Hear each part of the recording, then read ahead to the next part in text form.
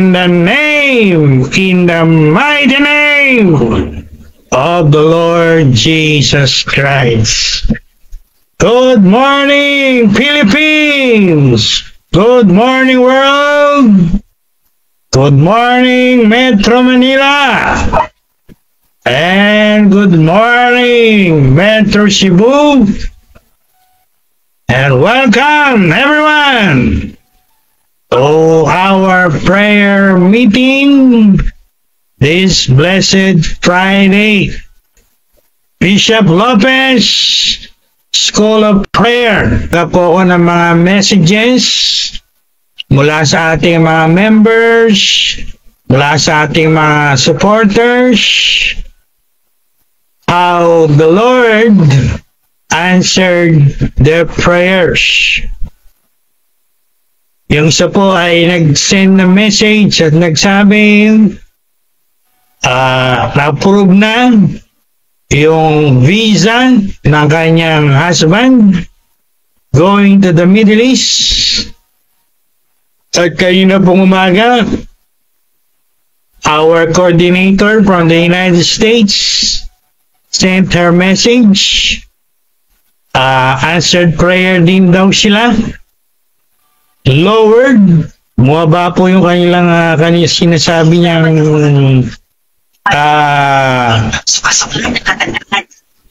bill o kanilang binabayaran. Lowered bill sa kanilang lugar sa states.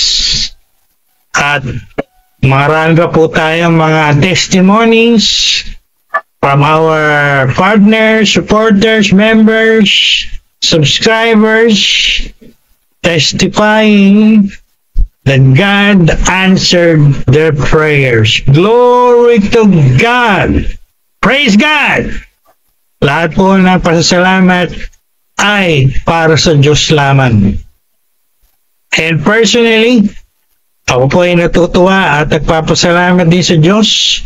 Yung ating pong prayer for our government officials regarding yung tinalakay natin nakaraang prayer meeting about praying against corrupt government officials involved in the flood control in our beloved country. Kagabi po ako ay nanonood ng balita update at napakaganda po ng balita sa ating channel na pinapanood tuwing balita every night news. Sabi po ng balita talagang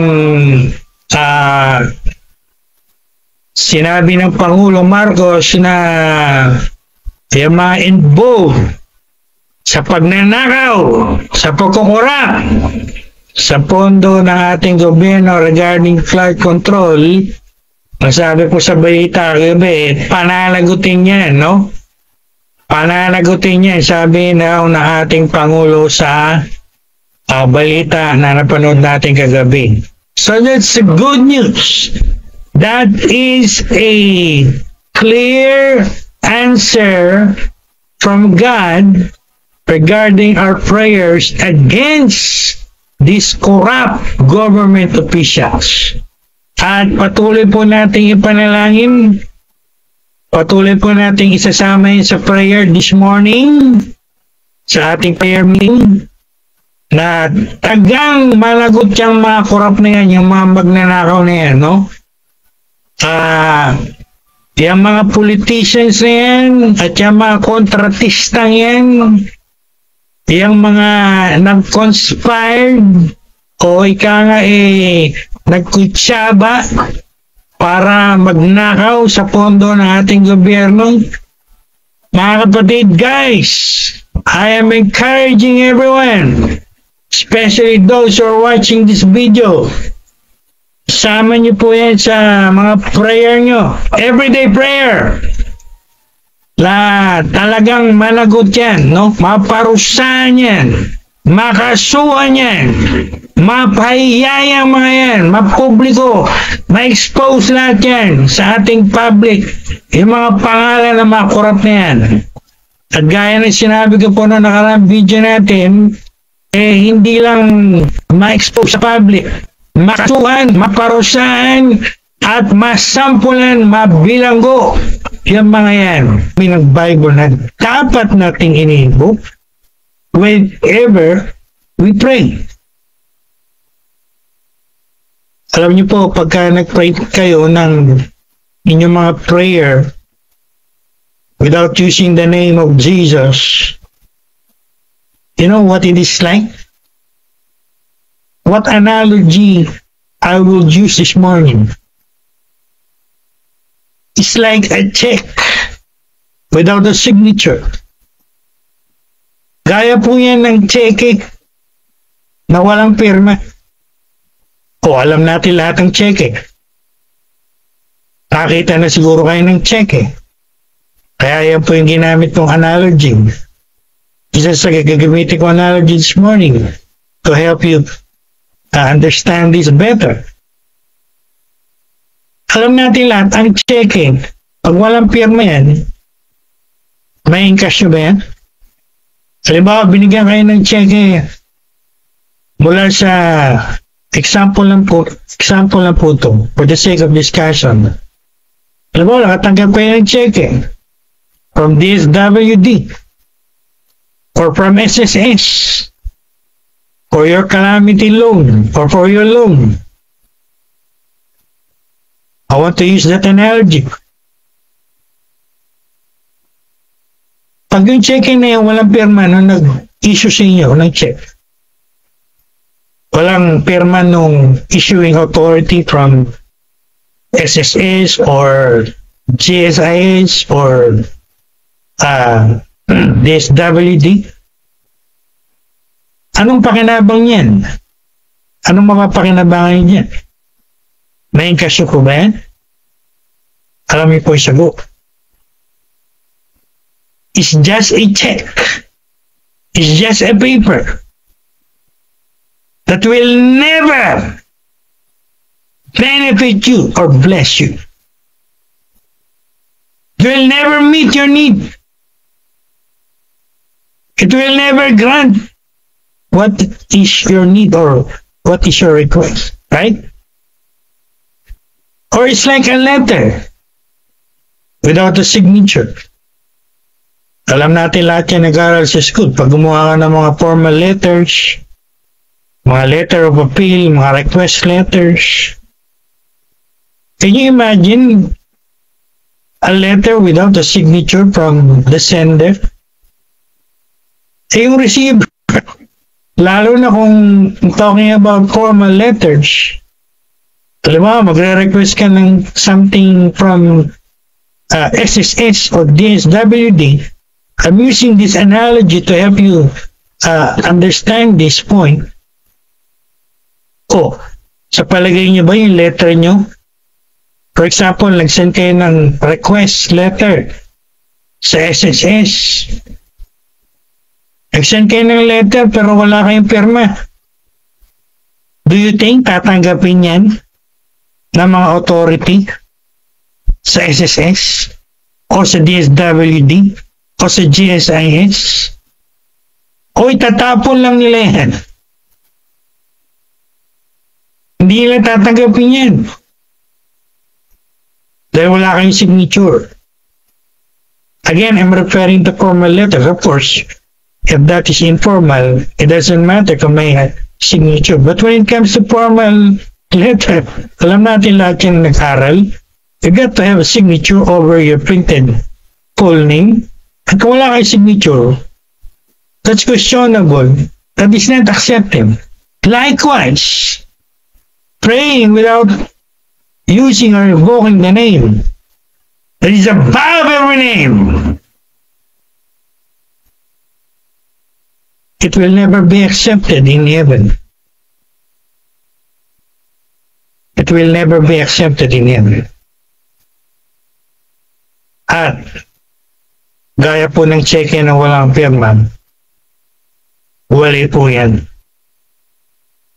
Got the point? Got the point what I'm trying to say to you? At last analogy, I want to use 3 analogy today, this morning, to help you better understand what I'm trying to drive here. Example, pag withdraw kayo ng cash, wala kayong ATM, o kung wala kayong mga kinakailangan document para mag-withdraw ng cash, wala kayong authorization, wala kayong authorized documents, do you think you can withdraw? You cannot withdraw. Likewise again, every prayer without using or invoking the name that is above every name. Nagre-request lang kayo pero wala kayong ma-withdraw. Wala kayong matatanggap. Because wala kayong authority, wala kayong access, at wala kayong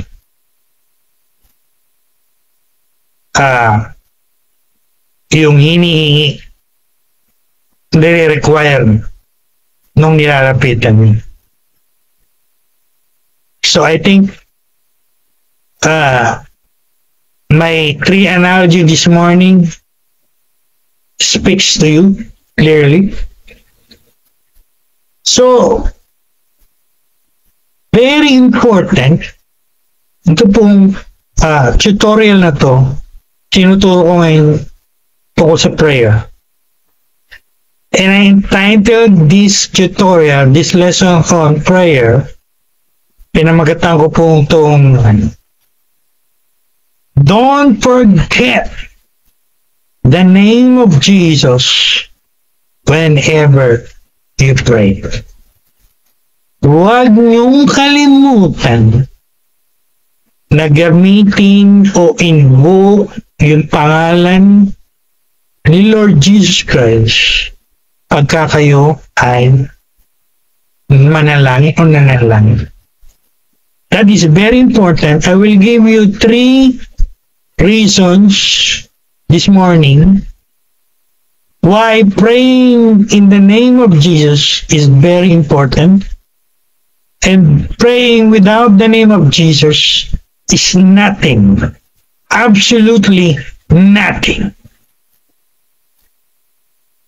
Maaring sa palagay nyo, meron yan. Pero as God's servant, who have a vast knowledge about prayer and have a lot of experience about praying for more than 30 years, nasasabi ko po, wala po yung mga prayer na yan. Kaya yung sinasabit natin, para kayo nagsasalita lang sa hangin. Alright. So, what is our text for this one? Ano yung proof natin na nakasulat sa ating mga Bible na pagka nag-pray tayo, whenever we pray, we must use, invoke, and the name of the Lord Jesus Christ in our prayer. Well, I will give you the text. John chapter 14, verse 13 to 14. Ebanghelyo ayon kay Juan, kapitulo 14, talatang 13 at 14. Tinagalog ko na po, para sa ating mga minamahal na kababayan, kapwa Pilipino. At gaya po ng aking mga bidyong ginawa in the past, I'm encouraging you, I am telling you right now, get a copy of your Bible. I want you to follow. I want you to read it for yourself. I want you to see it, discover it for yourself. We call that discovery learning in Christian education. Discover it for yourself. Paano nyo madidiscover? Hindi kayo nagbabasa ng mga Bible nyo. So, as my practice, I will read it from the Amplified because the Amplified, it goes to the original Greek manuscripts and it amplifies it. Kaya yan po ibig sabihin ng amplified. Para pong amplifier yan. Alam natin lahat yung amplifier, ano?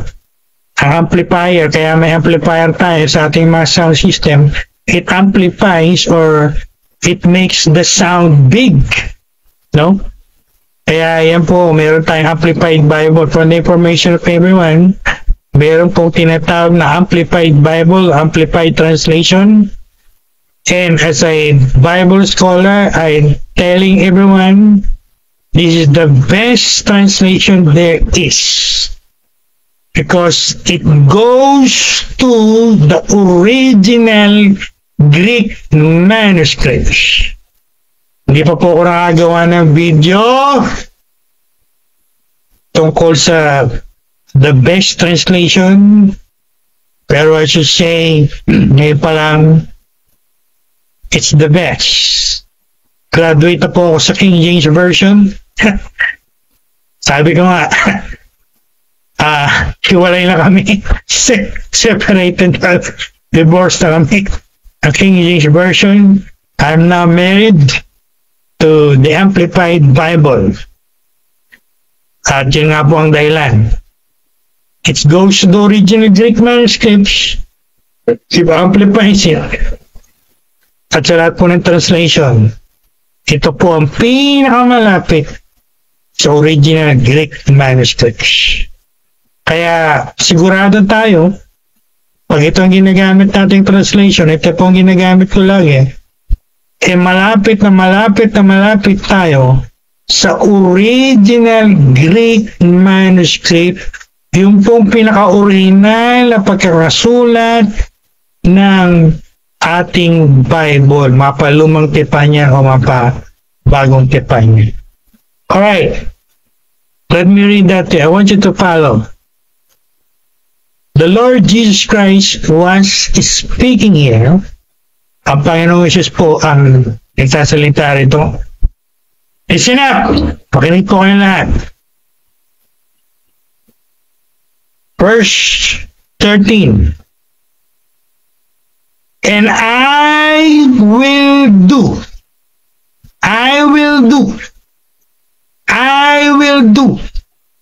Inuulit-ulit ko po para maintindihan nyo. Para makuha nyo. Para ma-pick up nyo. Baka lutang pa ang mga utak nyo at mga isipan nyo. I will do, saith the Lord. I myself will grant. Take note, dalawa po yung ginamit dyan.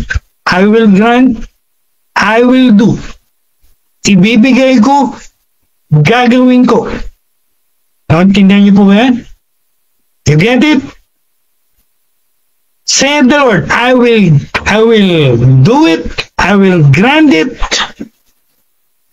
Whatever you ask in my name. Sa verse 13 pala po tayo. Sa Amplified, the meaning of asking in the name of Jesus means presenting all that He is. Papaliwanag ko po yan mamaya. So that the Father, our Father in heaven, will be glorified through the Son. Verse 14, last verse. Take note, inulit niya po ito. He said it twice. Sinabi ko po sa inyo lahat, makinig kayo mabuti. Huwag kayong tutulog-tulog dyan o inaanto kayo dyan, makinig kayo mabuti. Patunawain niyo po ito. Yes, the Lord said in the Amplified, I will grant it. I will do it. Hindi niya po ba inulit? Did he not repeat it for the second time? It's very clear. What he said in 13, he repeated in 14. He said twice, I will do it. I will grant it. Ano pong Tagalog nun? Ibibigay ko. Gagawin ko. Paliwanag po ba?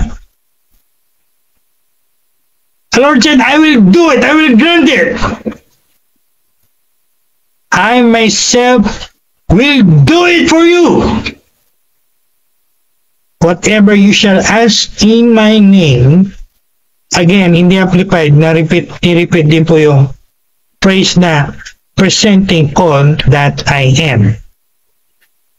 So again, for the sake of our Filipino listeners or audience, Bishop Lopez will go an extra mile. Tatagalogin ko po yan. Taabot ang aking makakaya.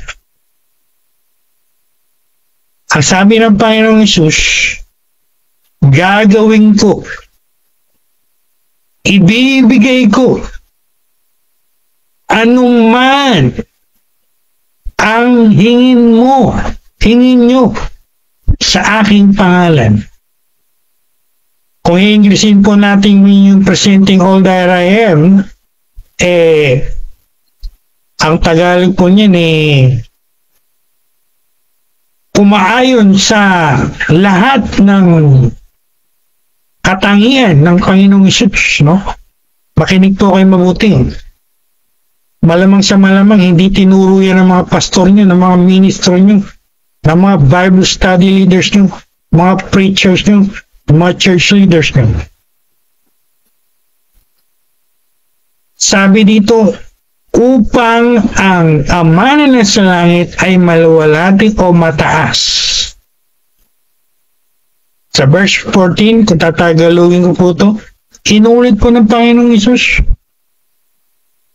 ibibigay ko, I will grant. Gagawin ko, I will do it. I like it in the Amplified. Sa Amplified po, nakasulat I will do it for you. Oh my God. Isn't it great that the Lord said, I will do it for you? Napakaganda po niyan. Saan nyo makikita marinig sa Bible na si Lord Jesus nagsabi, nag-promise? Isn't it the promise of God? Hindi ba pangako to ni Lord when it comes to prayer? I love it. Personally, I will never forget that phrase. I will do it for you, saith the Lord. Tagalogin natin, gagawin ko yan para sa iyo. Ano man ang hingin mo o hingin nyo sa aking pangalan, sa aking pangalan, sa aking pangalan. God bless the reading of His powerful words. Pagpapalain po ng Diyos ang pagkabasa na ito na kanyang mga salita. Alright. Now, before I go deeper, kung nakikinig kayo mabuti at inuunawan niyo po mabuti, inulit po ito ni Lord dalawang beses. Yung sinabi niya sa 13, inulit niya sa 14. At hindi lang po yun. Mula sa verse 13 at verse 14, makikita natin, dalawang beses din binanggit, sinabi ni Lord, anuman ang hingin nyo sa aking pangalan. Diyan po, maliwanag na itinuturo. Tayo ay dapat mag-pray in the name of Jesus Christ. Whatever we ask, whatever we pray in my name, said the Lord, in the name of Jesus. In my name, in my name, in my name. Again, tinuro ba dito ni Lord na kung sino-sinong pangalan ng mga santo at ang mga tao ang gamitin nyo pag nagpipray kayo? Meron ba ang binanggit dito pangalan ng mga tao? Ang mga santo. I don't care who is that saint that you're using the name of. It's very clear. Wala pong ganyan dito. Again, tinuturo lang yan ng mga tao sa inyo. It's a man-made doctrine. Why don't you read your Bible?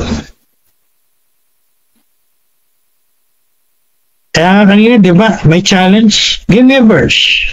A clear verse. I dare you. Samantalang ito, very clear, dalawang verse pa, inulit pa, whatever you ask in my name. Ano man ang inyong hingin, ano man ang inyong idalangin, ipanalangin sa aking pangalan. So dyan, very clear. Dyan po kinuha ni Bishop Lovers yung title ng tutorial na to. Praying in the name of Jesus. Oh, don't forget that powerful name. That name which is above every name. Whenever you pray, whenever you ask the Lord in prayer. Di po ba clear? Now, before I give to you the 3 reasons why we must ask or pray in the name of Jesus, ginagamit ko na po yung must. It is a must. M-U-S-T. Alam natin lahat yan na nag-aaral. Kahit siguro hindi ka nag-aaral eh. Alam mo yung word na must. M-U-S-T. It is a must. It is required. It is necessity. It is needed. It is mandatory. It is not an option. It's not a suggestion. It's even a command. Whatever we ask in the name of Jesus. Before I give to you the 3 reasons, let me expound or do some expository sermon or comment. It's like a commentary on these 2 verses. At ito po'y tatagalogin ko. Alright. So, una, sabi niya, I will do it, I will grant it. Napakalinaw po niya, napakaganda po niya, no? Isipin niyo, si Lord nagsabi, nangako, gagawin niya. Ibibigay niya.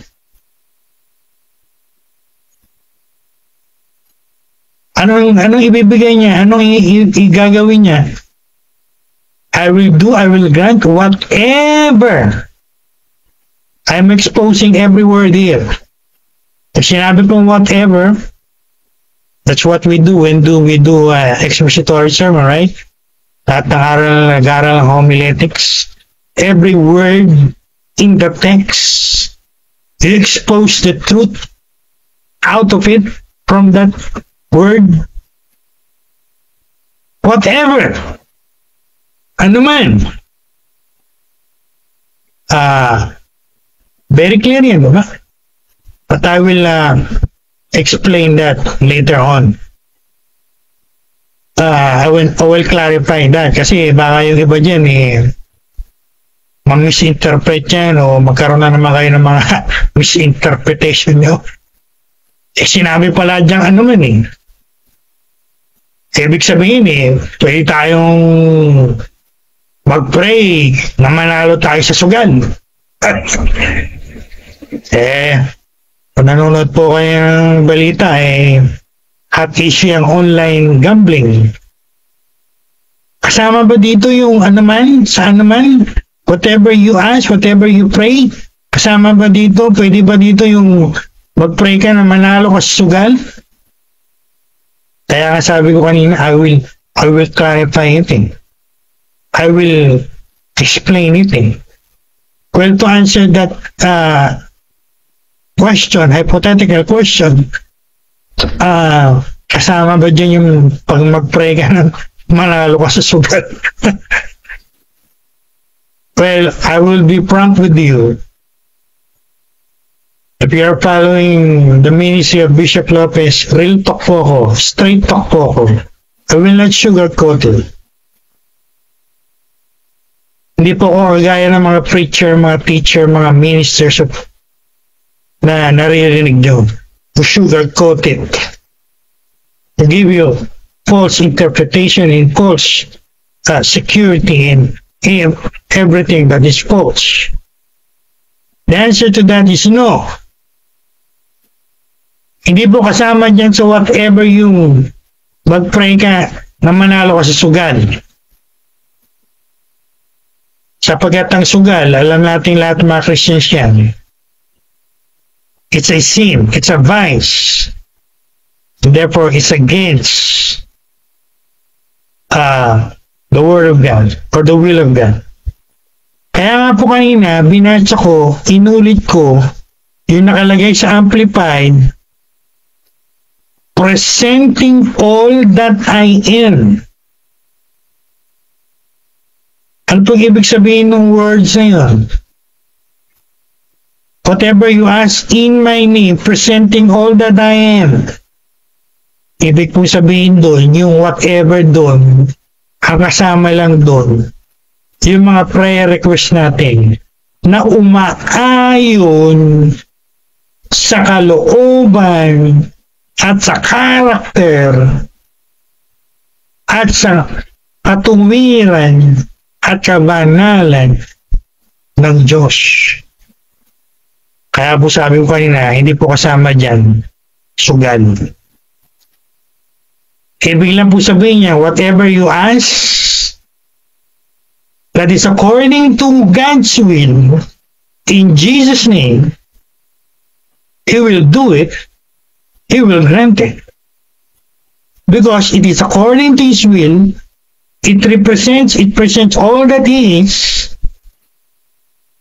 It is according to what He wants for you. It does not violate His righteousness and His holiness. And you ask it in His name, therefore the Lord will do it, will grant it. Pero kung mag-pray kayo, Lord, manalo po ako sa sugal, panalunin mo po ako sa sugal. Joking aside, again, hindi po kasama yan. I want to be frank with you. Alright? Now, whatever you ask, tapos na po tayo sa whatever, kinalarify ko po yan. Alam niyo po yung ask? I love, another thing that I love is this word ask. Kagabi po, bago ko matulog, nanonood ako ng powerful video ng aking mentor from the United States. And he gives the Greek of the word ask there. Very interesting. You know, the word ask there in Greek means?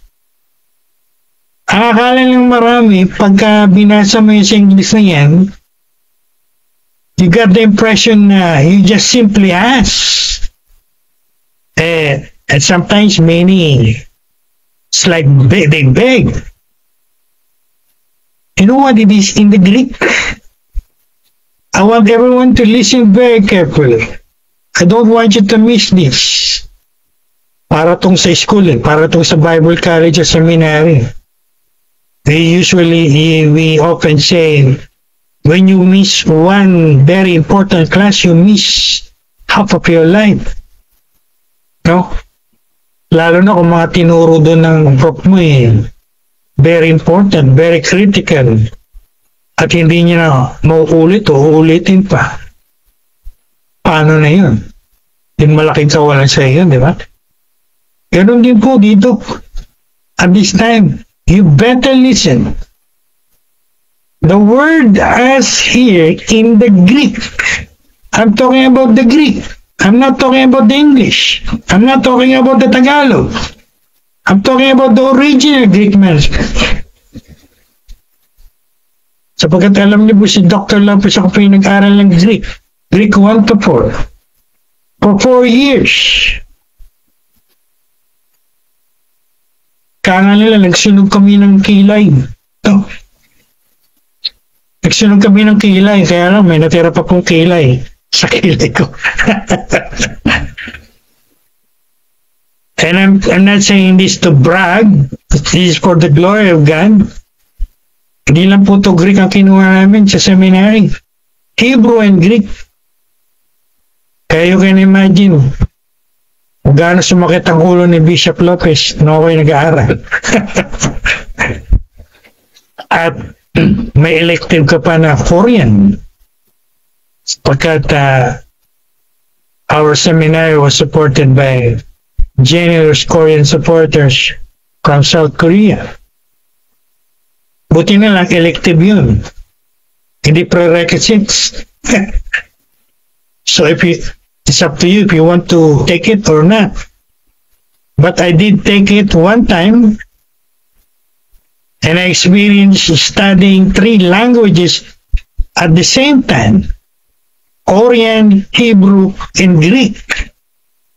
To make the long story short, eventually I decided to drop off my Korean class. Sabi ko, I will not continue the Korean. Mas masakit ang ulo ko. I will just focus on the biblical languages. So, the Greek of us is this. I want you to write it down. Memorize it. Sabi nga sa Tagalog, isaksak natin sa mga puso natin. Saksak natin sa mga isipan natin. I-inculcate natin, sabi ng ating mga teachers, elementary. The word as in Greek means, here it is. My God, pag ito po yung natutuhan nyo, I'm sure, 100%. Hindi nyo lang natutuhan, kundi i-apply nyo sa inyong mga prayer life. I'm sure, sooner or later, your prayer will be powerful.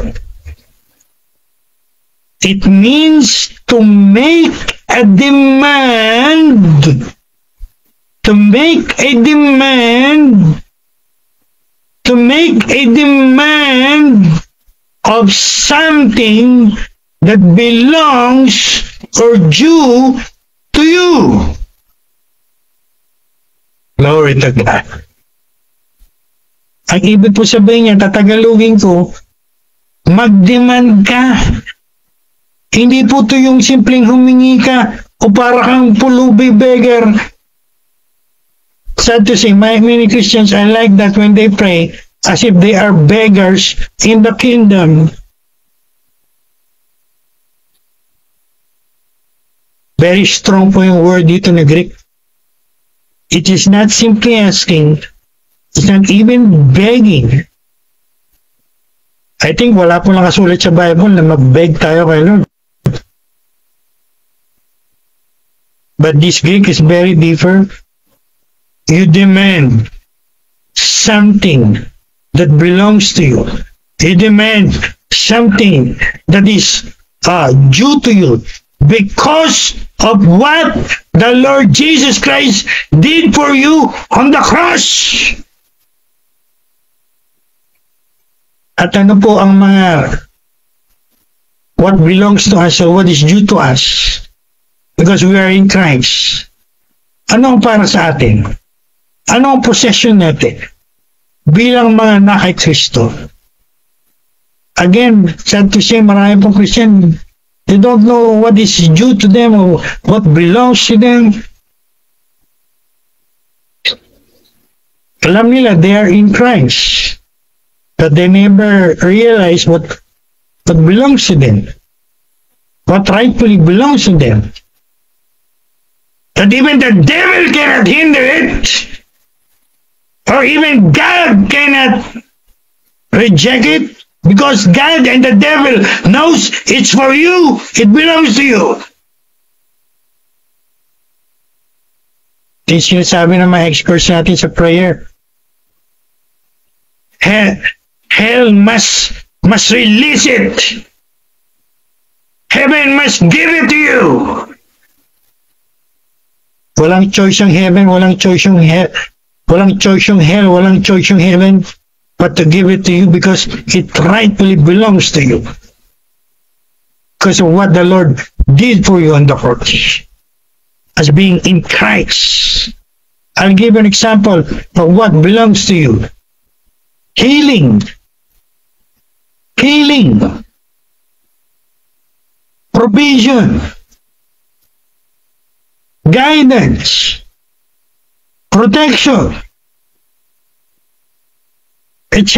Napakarami po niyan. Puro gagawa po si Bishop Lopez ng isang video one day to tell you everything belongs to you. What you have being in Christ. So, very clear po yan. So, ang application po nito, for example, meron kayong sakit. Meron tayong struggle sa ating physical health. You don't have to beg. You can even make a demand. Lord, heal me. Healing belongs to me. You must give it to me.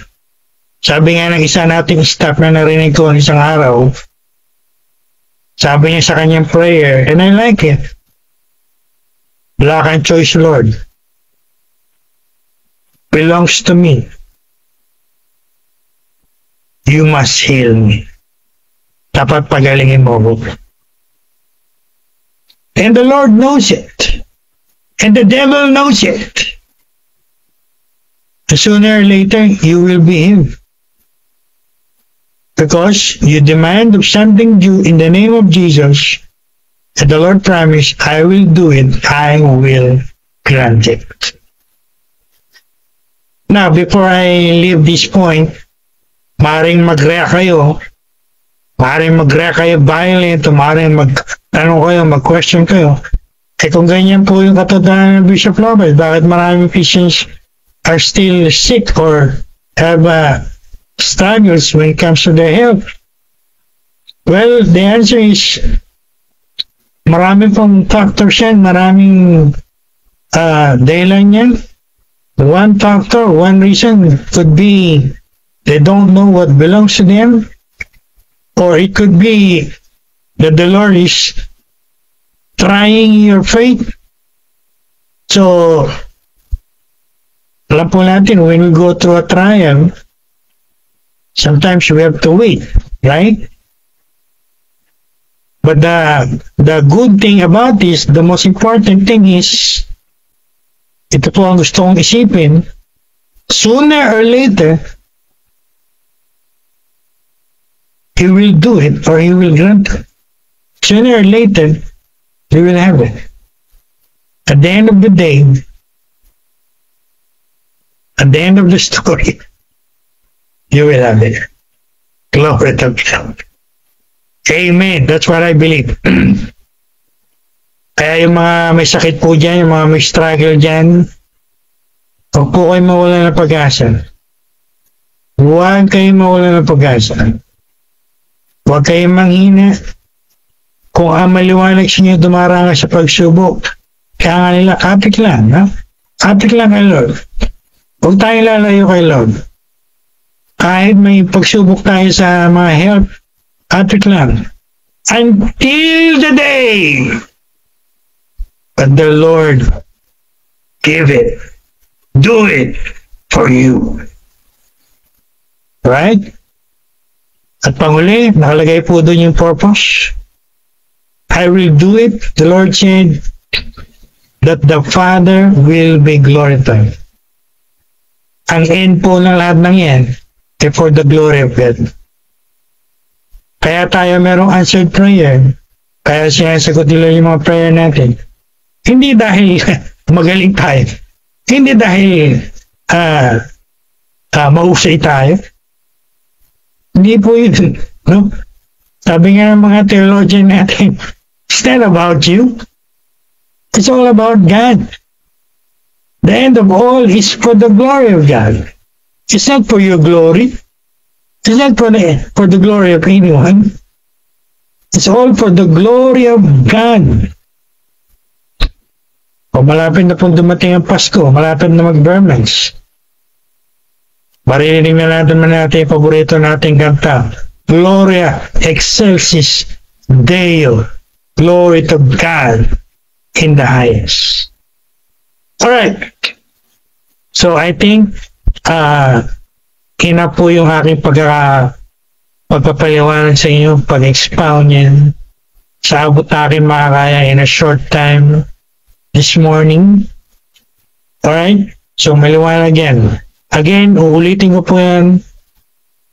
I will do it, said the Lord. I will grant it. Whatever you ask, whatever you demand, in my name, presenting all that I am according to my will, that the Father will be glorified through the Son. Alright. Before we end, let me give you sa mabilis na paraan these three reasons. First reason why we must use the name or invoke the name of the Lord when we pray. The name of Jesus is our authority. John 14:13. Alam natin mga Christian, there is authority in the name of Jesus. There is power in the name of Jesus. Kinakanta natin yan sa mga churches natin. There is power, wonder-working power in the name of the Lord. Right? There is power in the name of Jesus. There's authority in that name. Even Satan must bow in the name of Jesus. Marami po tayong testimony ganyan, no? Iba nga, hinabol daw ng mga aso eh. Kasi takot niya, napasigaw. Buti naman ang nisigaw niya, in the name of Jesus! Sa kanya surprise, tumigil yung mga aso. And I think mayroon din ako narinig na isang testimony, nangyari daw to sa Manila. Palagay ko, true to life story to. May mga rapists, gusto raw rapin yung babae, sumigaw yung babae, in the name of Jesus! Para daw, na-confuse yung mga rapists, at iniwan siyang mag-isa. And itong istorya nito, ang gusto kong, paborito ko sa lahat. Meron daw meeting si Satanas. One day, kasama yung mga demonyo niya. No? Meron daw meeting si Satanas. One day, kasama yung mga demonyo niya. Isa sa mga demonyo niya, all of a sudden, binanggit. The name of Jesus. Bigla raw, subasog si Satanas. Umaksak tumama yung mukha Kumbaga, namudlud Sa galit daw ni Satanas Don't you dare say that name anymore in my meeting! Galit na galit daw si Satanas Get the point? It is written in Philippians. I want you to read it. He was given the name that is above every name. Above every name. Hindi lang ng present time, kundi ng future times. Kaya nga sabi doon that in the name of Jesus, every knee. Naintindihan niyo po yun? Every knee? Every knee will bow. Kasama yun tayo doon. Sabi nga doon, of things in heaven, all angels bow in the name of Jesus. Of those on earth, every person sooner or later will bow in the name.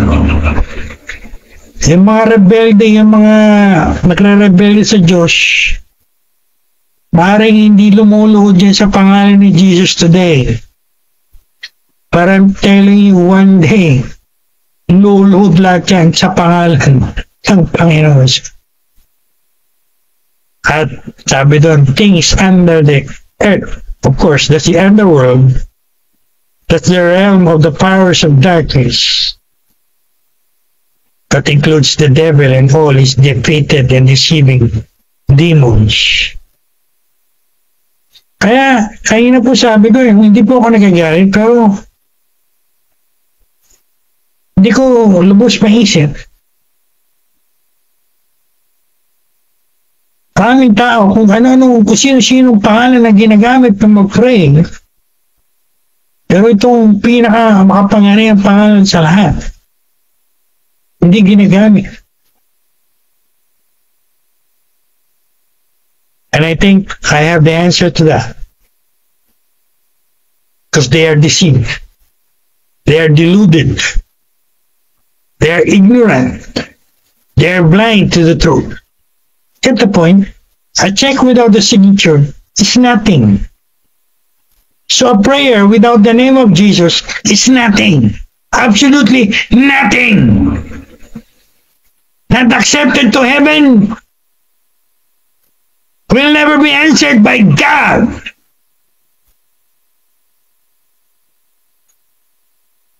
Kaya huwag tayong magtaka kung yung mga prayer ng mga taong yan, walang sagot. Pray. Pray, mga prayer gusto nila.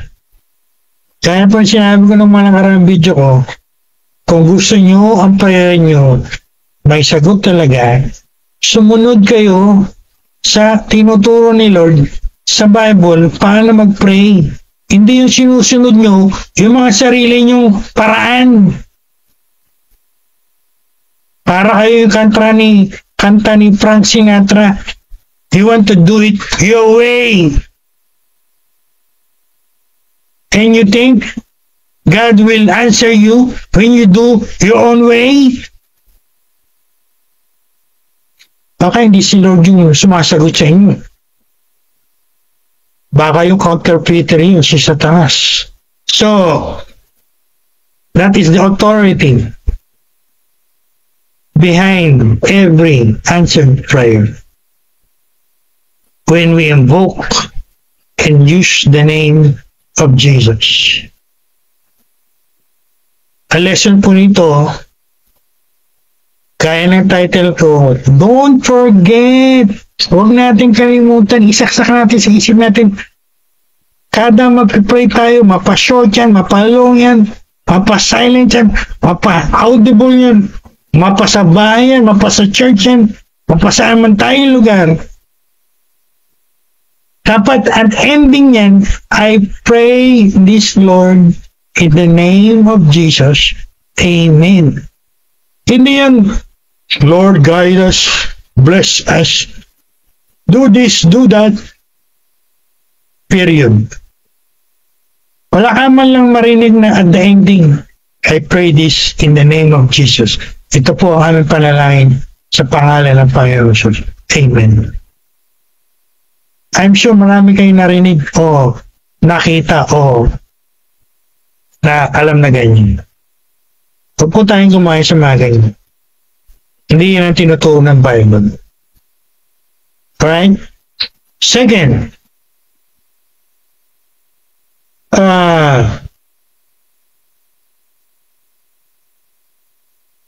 ito po ay napakahalaga. That this will refute yung false teaching na yan at false practice na yan, praying without the name of Jesus. Ano yun? The name of Jesus is our access to heaven. At paano ka makakalapit, paano ka makapapasok sa presensya ni Lord sa prayer kung wala kang access in the name of Jesus? By what access are you trying to enter?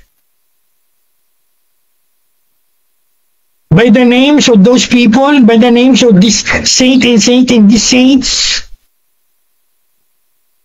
Again, wala naman nakalagay sa Bible, nakasulat sa Bible. Maghihintay po ako hanggang bukas. Hanggang sa next month. Give me a verse. Clear verse. That says you pray in the name of this saint, in the name of this person. Outstanding po yung challenge ko na yan sa inyo. Kahit umabot pa tayo ng December. Give me that verse. Post that comment in this Facebook Live, in our YouTube channel, in all of our social media platforms. Tingnan natin kung meron kayo may pakita sa akin verse. At kung wala kayo may pakita verse, ito ang tanong ko sa inyo. Bakit? Why are you praying that way? Dahil tinuro sa inyo ng mga religion nyo? Tinuro sa inyo ng mga church nyo? Kung yun ang dahilan nyo, tinuro po kasi yan ng church namin eh. Yan po ang turo ng church namin. Yan po ang turo ng religion namin. Yan po ang turo ng mga ministry namin. So, sabi nga sa Bible, you are condemned by your own words. Sa maliwanag, sa reasoning nyo niyan, na ang sinusunod nyo, church nyo, religion nyo, yung mga tao nyo, hindi ang Diyos o tinuro ng Diyos sa inyong mga Bible. Tama? Pag tayo nag-pray, wala tayong ginagamit na pangalan Jesus. To tell you frankly to your face, wala kayong access. Wala kayong access.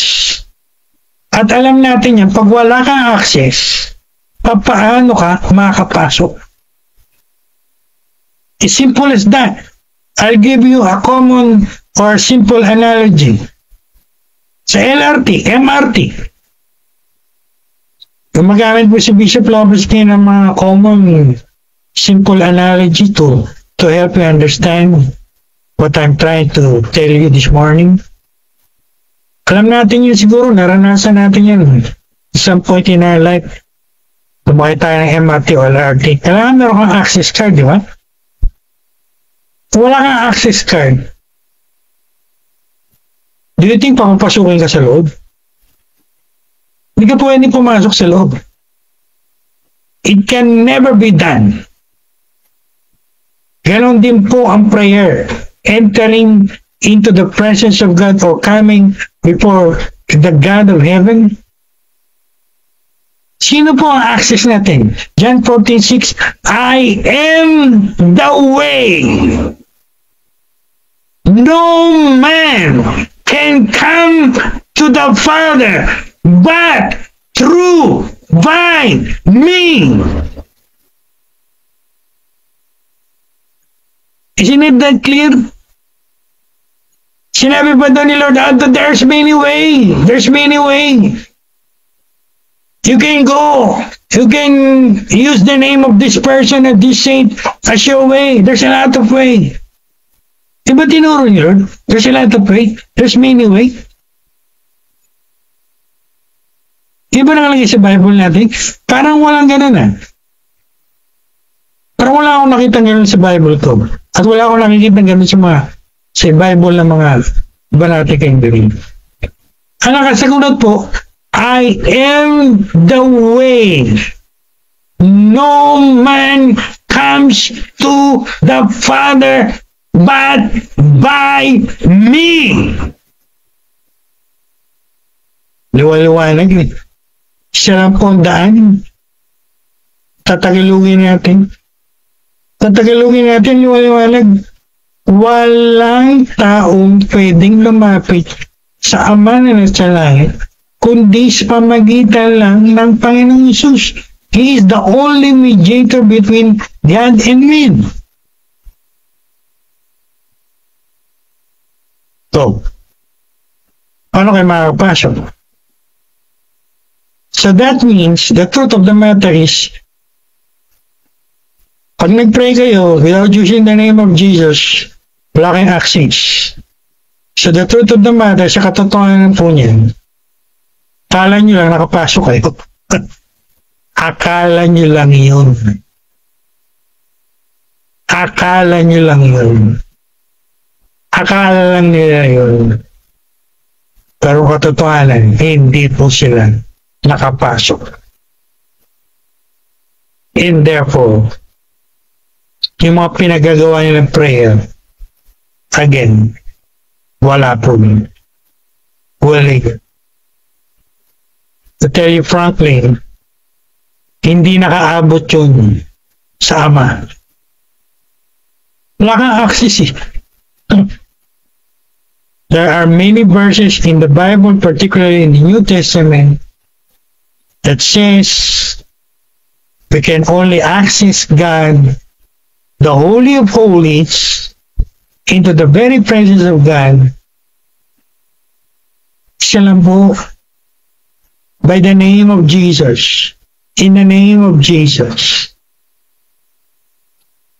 Hindi sa pangalan kung sino-sino yung pangalan, sino-sino santo. Mali po kayo lang. I'm sorry to tell all of you. At I will not hesitate to tell that to you. Again, wala po sugarcoating si Bishop Lopez. Pag mali kayo, wala kayo sa Bible, I will tell that to your face. I will not sugarcoat it. I am God's servant. I speak for God. I please the God who sent me, not anyone, not even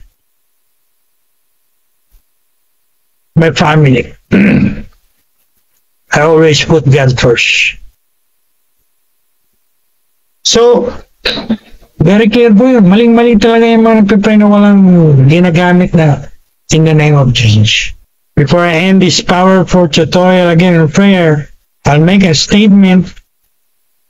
Ang prayer na tinatanggap at pinakikinggan lang po na Ama na nasa langit is every prayer that use or invoke the name of His Son, Jesus Christ. Without it, your prayer are nothing. So, again, a lesson po natin dito, ang take-home lesson natin, every time we pray, do not forget to use the name of the Lord. And make sure, when you use or invoke His name in your prayer, alam natin yung pinapipray natin matuwid, tama.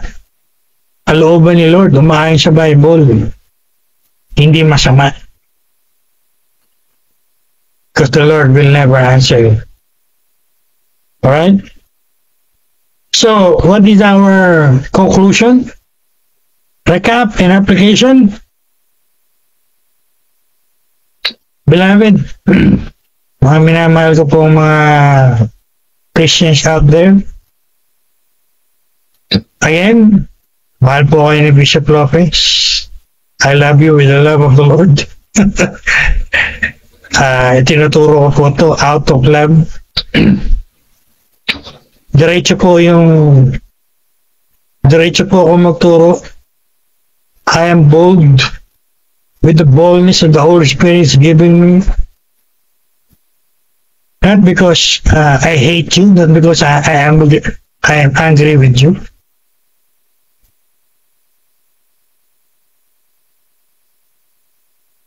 Tapoy tinuturo ko out of love for the people of God and for the people of the world. Sa mga Christians out there, at maging sa mga people of the world, when you pray in Jesus' name, hell trembles. Kaya po na sinabi ko kanina kwento, may kwenta. Every time the devil hears that powerful name, he trembles. He trembles in horror. Kinatatakutan po yan ni Satanas.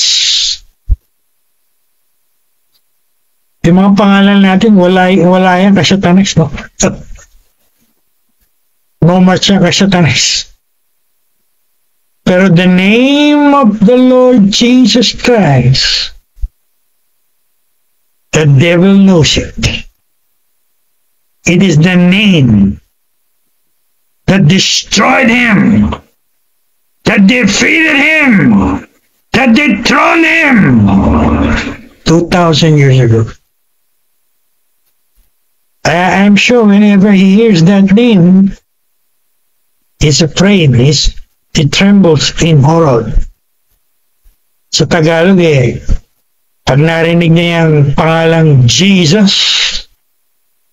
nanginginig yun sa takot, no? Minsan ginagamitan kayo ng psychological warfare ni Satanas. Alam niyo ba si Satanas ay number 1 terrorist? Yan yung naglalagay ng mga takot sa isip natin eh. Tinatakot tayo. Tiniterrorize tayo. But the truth of the matter is, siya po yung takot, no? He trembles in horror when he hears that name that is above every name. Anong katunayan mo, Bishop Lopez, na ang demonyo ang Satanas ay nanginginig sa takot? Hindi niyo po ba nabasa yung nakalagay sa Book of James? Turo ko lang yan isang nakaraan. Even the devil believes and trembles. They shudder in fear. Do you understand that picture? Huwag niyo pong pakinggan yung kasinungalingan ni Satanas. Na tinatakot kayo at binibigyan kayo ng impression, I'm bigger than you. Liar! You're not bigger than me. You're under my feet. In the name of Jesus. At nanginginig po yan sa takot. Oh? I can almost see him trembling in fear whenever he hears that name that is above every name. Kaya pagdating sa spiritual warfare, pagdating sa prayer, at iba pang mahalagang area ng Christian life, you don't dare use your name or the name of others. You better use the name of Jesus. When it comes to prayer, every time you pray in Jesus' name, he trembles in fear. He's afraid in fear. Nanginginig sa takot. Huwag po ang katotohanan yun. Huwag tayong paloko sa demonyo yun. Hindi tayo dapat matakot dyan. Siya ang dapat matakot sa atin. In the name that is above every name. When we pray in Jesus' name, heaven listens. So, pag nag-pray kayo kung ano kayo ng pangalan ginagamit yun. Again, don't think heaven is listening to you. Kulang na lang sabihin sa inyo ng heaven. Sino ba yan? Who is that name you're using, you're invoking?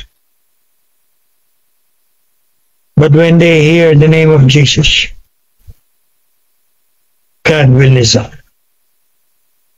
Because the Father knows that's the name of His Son. And when we pray, alam natin ito, hindi lang tinuturo ng Bible, experience natin to. And I am expecting more in the coming days. Miracles happen. So again, in my conclusion, hindi po ako magsasawang ulit-ulitin yung sinabi ko po kanina. Nakalagay sa John 14:13-14. The Lord repeated it twice. I will do it. I will grant it. Wow! Napakaganda. Promise. My God. Parang gusto mong tumalon eh. Gusto mong mag-dance kay Lord, no? I will do it. I will grant it. I will do it for you. Whatever you demand in my name, that is according to my will. That the Father will be glorified through the Son. So, lastly, beloved, I come to tell all of you this morning, huwag lang po tayong manalangin. Huwag tayong manalangin lang. At hindi natin ginagamit yung pangalan ng ito. Again, don't forget the name of the Lord Jesus Christ whenever we pray. And let's watch. Let's see what are the results. Right? So, sabihin mo sa iyong sarili. Tell yourself. Speak to yourself. Don't forget the name of Jesus when you pray. Amen. Thanks for watching.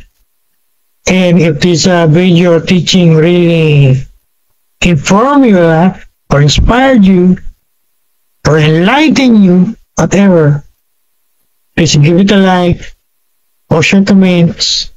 Lagi po sinasabi, share, share, share. Let's help this video go viral in YouTube, in Facebook, and all of our social media platforms. This is my conviction. Ito po yung mga video dapat nagba-viral. Hindi yung mga video na puro kalokohan lang. Laman na nakikita natin sa YouTube. So, tulungan niyo po kami. Share it. No?